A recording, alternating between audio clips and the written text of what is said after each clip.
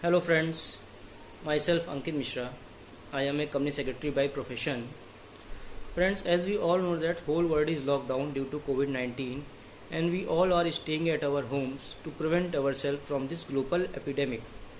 Friends, I feel it is a good time for all of us to refresh ourselves, to recharge ourselves, and we can utilize this time to get some positive thoughts, positive knowledge that may help us to enhance our personal and professional excellence. On this note, I attempt to discuss with you some of my practical and professional knowledge over the topic Overseas Direct Investment under FEMA, Foreign Exchange Management Act. Friends, in this era of globalization, ODI or Overseas Indirect Investment has become a buzzword. From the past few years, it has been observed that the trend of making investment overseas is increasing day by day, every year. So, mm, it is very important for all of us to look into the topic that is overseas direct investment under the FEMA. Before moving ahead, it is important for us to look into the terms which are regularly used here and understanding its meaning also. Like, what is ODI or overseas direct investment means? As per FEMA, ODI means when an Indian resident or Indian party making investment in the shares of foreign company or foreign entity, then it is called as overseas direct investment. Two terms again used here is Indian resident and Indian entity. Indian resident here is slightly different from the definition of resident under the Income Tax Act. As per FEMA, resident or person resident in India means a person who is staying in India for a period of 182 days or more. However, this does not apply to persons who went abroad for employment or for doing business overseas or for vacations. So, if a person is staying in India for 182 days or more, then it is called as person resident in India. Residentialship is totally different from citizenship. Citizenship is defined under Citizenship Act 1955 as amended, but residentship both defined under income tax also and FEMA that are different from citizenship. Now another term that was used here was Indian party. I intentionally used the term Indian party instead of Indian company because Indian party is broadly defined and it includes Indian companies, limited liability partnerships and partnership firms also. So Indian party or resident individual, when they are making investment in the overseas in the shares of foreign entity, then it is called as overseas direct investment. Now it is also important to look into the definition of authorized dealer bank also. It is very important under ODI to know the meaning of what is a AD bank or authorized dealer bank. So AD banks are those banks which are registered with the RBI that are authorized for remitting funds on behalf of the Indian investors for acquiring the stake of foreign entities. So we can make ODI investment only through the authorized dealer bank. One thing also needs to know that if one or more person are making investment in the same foreign entity, then they have to select or appoint a single AD bank common for all of them.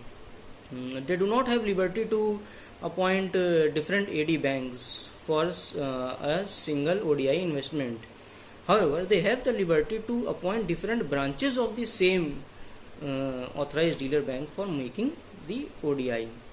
So I think it is clear that we need to appoint a single AD bank. However, we have the option to switch to another AD bank that can only be done with the prior approval of Reserve Bank of India.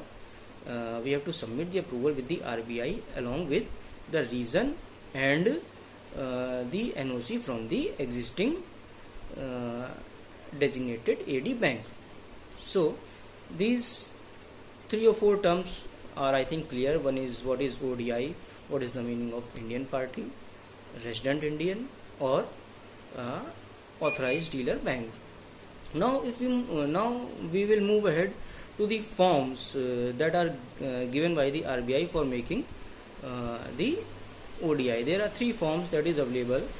First is ODI Part 1. It is for investment in the foreign entity. The second form is ODI Part 2.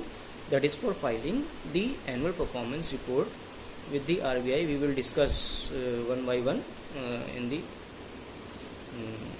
later part of this topic. And the third one is the ODI Part 3. That is for making the disinvestment. So now let's start with the Part 1. That is the overseas direct investment by the Indian company. So before thinking of making any overseas direct investment, we need to see in what sector we are making investment, because there are some prohibited sectors and some permitted sectors also.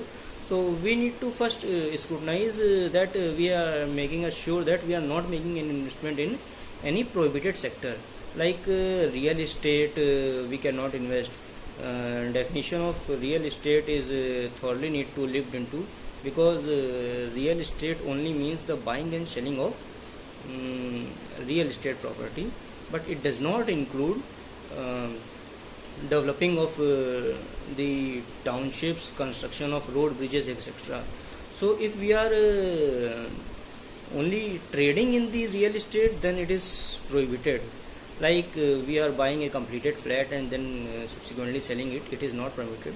But if we are purchasing a land and making some construction, developing township, and then we are selling it, then it is permitted. So real estate we cannot make ODI. Banking sector, only Indian banks are allowed, not other companies can make investment in the banking sector. Some of the sectors where approval is required, like oil, gas, energy, and there is a comprehensive list given in the RBI side that needs to be checked case to case basis before making the investment. If it is not a prohibited sector or sector where prior approval of RBI is involved, then ODI can be made under automatic route where no prior approval of RBI is required. So now we will discuss what is the procedure of making ODI investment under automatic route. Automatic route we can simply download the form ODI Part 1, fill it along with the enclosures like the memorandum and article of the Indian party, PAN or address proof of the investor, and copy of the board resolution if investor is a company, and incorporation certificate of that foreign entity. And thereafter we need to submit the form ODI Part 1 along with the form A2 of the particular designated bank, authorized dealer bank, and thereafter our ODI Part 1 will be scrutinized at AD branch, and if they found it okay, then they will remit the fund, and subsequent to the fund remittance they will allot us a unique identification number, that is UIN. UIN is very much important. Without UIN we cannot make any subsequent remittance. One important aspect also we need to discuss, like the valuation report. Friends, valuation report of the foreign entity is not required if we are making investment in a new foreign entity. However, if we are acquiring the share of existing foreign entity or making any subsequent remittance, then valuation report is mandatory to attach. Now, who will do the valuation? It depends upon the amount of overseas direct investment. If it is less than 5 million US dollar, then it can be done by a chartered accountant or a public certified accountant. But if it is more than 5 million US dollar, then valuation is to be done by category 1 merchant banker or a certified public account or a investor banker. Okay. Also, if we are making ODI by way of swap of shares, then valuation is to be done only by is to be done by category 1 merchant banker, irrespective of the amount of investment. If it is even less than 5 million US dollar, then also it needs to be valued by category 1 merchant banker. So valuation point is, I think, clear now. So we have seen that under automatic route the procedure is not very difficult. Again, we only need to download and duly fill the form ODI part 1 and submit it with the AD bank, authorized dealer bank, along with the form A2 and the annexures which we discussed. And if the application will be okay in all aspects, then they will remit the front. But if we are making investment under the sectors which require prior approval of the RBI, then that ODI will come under approval route. So under approval route, we also need to fill ODI part 1 and form A2 and that annexures that we already discussed and submit it with the AD branch. But the AD branch will not remit the fund. They will forward our application to the RBI for approval along with the their recommendation about the application and also the diagrammatic representation of our organization structure and some other enclosures. And RBI will scrutinize the proposal, if they found our proposal okay, then they will grant us approval. Otherwise our application may also be rejected. So under approval route, it is a bit lengthy or complex as compared with the automatic route. Okay, so these are the two routes by which we can make overseas direct investment. Now it is also important to discuss the post investment compliances. It is not at all finished when we just remitted the fund. We also need to comply some post investment obligations. There are 3 obligations which we can discuss. That first is the filing of the foreign asset and liability statement, that is FLA, every year. So FLA needs to be filed by Indian entities and it is not applicable to resident individuals. So before 15 July every year, for the investment that relates to the previous year, FLA needs to be submitted to the RBI. Time period is very important. And after FLA, annual performance report and needs to be filed through authorized dealer bank, and the date of filing of the annual performance report is December 31st every year for the previous completed year. So every year APR in form ODI part 2 needs to be filed both by the Indian companies, Indian entities, or by the resident individuals. So FLA is applicable only for resident individuals. FLA is applicable only for Indian entities, and APR needs to be filed both by Indian entities as well as by resident individual. Another important thing is we also need to submit the share certificate of as a proof of our investment with the authorized dealer bank within 6 months of making the investment. So we also needs to look into that.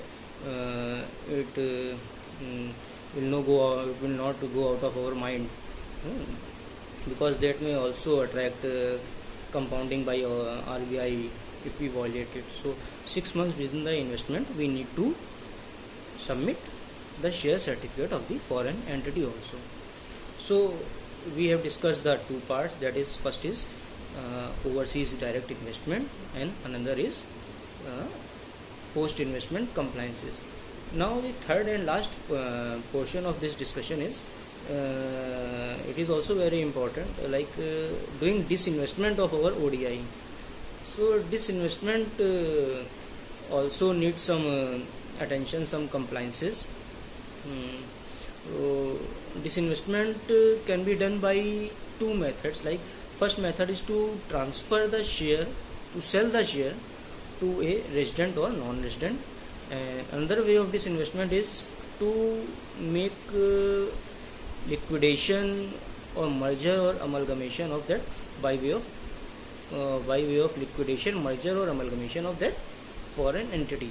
So there are two ways of disinvestment. First is selling of the shares, transferring of the shares, and the second is by way of liquidation, merger or amalgamation. So there arose some questions about the disinvestment, like can an Indian party disinvest without write-off? This is the most commonly used question. So the answer is yes. Indian party may disinvest under automatic route without write-off. However, the following needs to comply.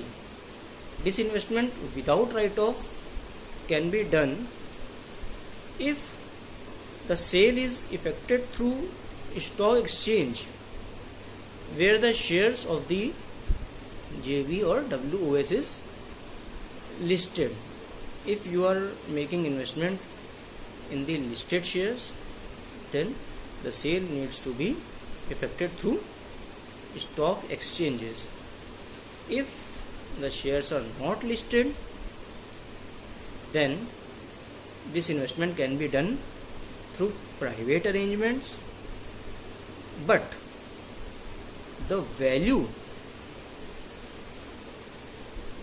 or the share price should not be less than the price as certified by the chartered accountant or a certified public accountant as the fair value of the shares based on the last annual audited balance sheet of the wholly owned subsidiary. So if it is doing through private investment, then valuation needs to be done and share price should not be less than the value certified by the chartered accountant as per the last audited balance sheet of the WOS. Okay, and also Indian party should not have any outstanding dues by way of dividend, royalty, know-how fees, etc. from the joint venture or WOS. And one more important thing, that this investment cannot be done before 1 year of the investment. Okay, and the annual performance report together with the annual accounts should be submitted with the RBI. So before 1 year we cannot make this investment, and if we are disinvesting after 1 year, then APR updated latest APR needs to be submitted with the RBI through authorized dealer bank. And Indian party also should not be under investigation by the CBI, SEBI, IRDA, etc. So investment under automatic route without write-off can be done. If we are doing this investment with write-off, first we discussed was without write-off. Now if we are discussing, can this investment be done with write-off? The answer is yes. Indian party may disinvest under automatic route with or involving write-off, but only in the following cases, like where the shares of the joint venture or wholly owned subsidiary are listed in stock exchanges, or if the shares of Indian party are listed in India, then its net worth should not be less than 100 crore. If the shares are not listed on the stock exchange, Indian party shares are not listed on stock exchange, or the JV or WOS shares are also not listed, and this investment is done under private arrangement, then the investment in JV or WOS does not exceed 10 million US dollar. Okay, but if the Indian party is listed with less than net worth of 100 crore, then the investment in that JV or WOS should be less than 10 million US dollar. So these 4 points needs to be checked if this investment is